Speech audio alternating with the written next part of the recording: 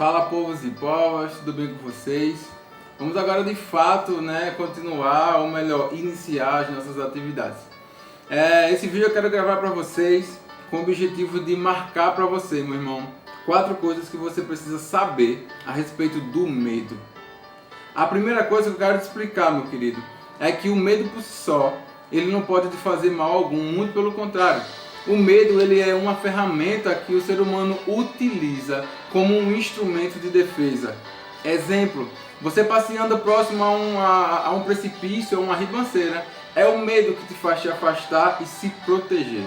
Então a primeira coisa que eu quero que você entenda é que o medo por si só, ele não causa dano nenhum para a sua vida. O problema é o que o medo pode acarretar, as consequências que você pode gerar, a consequência que ele pode gerar na sua vida por conta dele.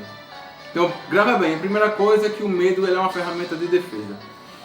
Para continuar as outras ferramentas, eu quero que você acompanhe comigo uma história bem lúdica para que você entenda de uma maneira bem simples. Um belo dia, Jesus está com os discípulos vão para o barco, ele pede para que os discípulos vão porque ele quer orar. A Bíblia fala que passa um tempo até expressivo, e os discípulos se afastam do barco junto à margem do lago onde Jesus estava. E nesse afastar, enquanto eles estavam à beira do mar, no pleno mar, a Bíblia fala que ventos fortes contrários começam a bater neles. E onda e aquela coisa toda, e os discípulos se assustam com aquela situação. Vendo os discípulos acuados naquela situação difícil, Jesus parte em direção a eles para ajudar. Só que Jesus ele vai de uma forma sobrenatural, porque ele vai sobre as águas. Ele vai caminhando sobre as águas. E a terceira coisa que eu quero que você entenda a respeito do medo é que o medo, ele fere a sua percepção, ele atinge a sua ótica, você deixa de enxergar da maneira correta. Porque Jesus indo de encontro a eles era a solução para o problema. Só que o medo, afetando essa nitidez, essa ótica de enxergar as coisas, fez com que os discípulos enxergassem Jesus como mais um problema.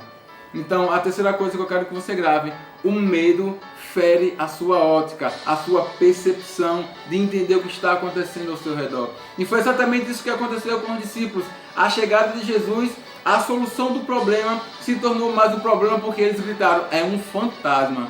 Jesus não aceita a ideia, lógico, e repreende, fala: não, pessoal, ei, sou eu. Tenham calma, é Jesus. Pedro, como sempre, a gente vai lendo a Bíblia e entende isso, que é o mais afoito. Ele toma a frente e fala: mestre, se és tu, manda eu ir ter contigo. Jesus ele não dá detalhes que é ele mesmo. Não, Pedro, sou eu mesmo, venha, é o seu mestre. Não, Jesus fala uma palavra: vem. Só que quando Jesus vem, eu creio que Pedro ouviu a voz do mestre. Quando você escuta a voz do mestre, meu irmão, você simplesmente se lança. Pedro pula do barco e começa a andar sobre as águas, aí começa a viajar comigo, a sensação de Pedro andando sobre as águas, indo em direção ao mestre. Só que Pedro, por algum momento, ele tirou os olhos de Jesus, e com certeza você já ouviu isso. Quando você tira os olhos de Jesus, você começa a afundar. A segunda coisa que eu quero que você grave no seu coração: o medo, ele abala até as suas habilidades naturais.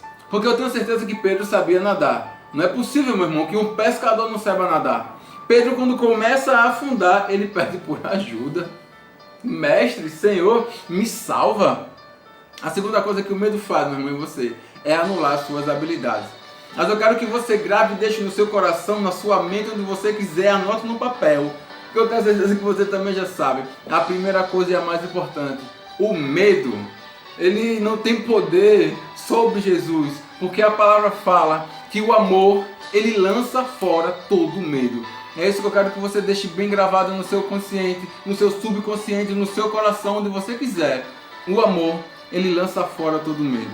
Entenda, Jesus é o próprio amor. Jesus é o amor encarnado que andou e continua andando até hoje do nosso lado, meu irmão. Então, em nome de Jesus, entenda isso e receba da parte de Deus. E compreenda, meu irmão, que para ser um agente de transformação, para gerar um dia diferente na vida das pessoas, primeiro você tem que ser na sua. Então, eu te desejo um dia diferente e receba isso em nome de Jesus.